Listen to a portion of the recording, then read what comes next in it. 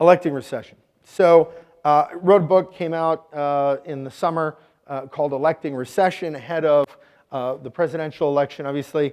If any of you want a copy, by the way, if you come up and see me after, I'm going to talk about a couple books I've written.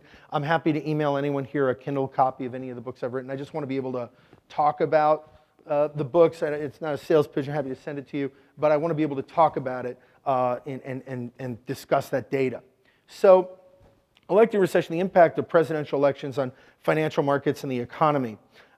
What I discovered was, the reason I called it Electing Recession is because there is a certain election cyclicality that's existed over time, and this is why I'm concerned about growth still in the front half of next year, regardless of fiscal stimulus. If we look at the last 14 recessions, right, that includes the Great Depression, the Great Recession, and 12 others in between, right, they have they've started either in the 11 months before a presidential election or the 13 months after.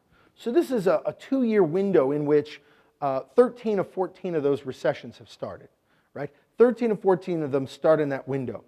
11 of those 14 started after a presidential election and have a median start of 8 months after a presidential election.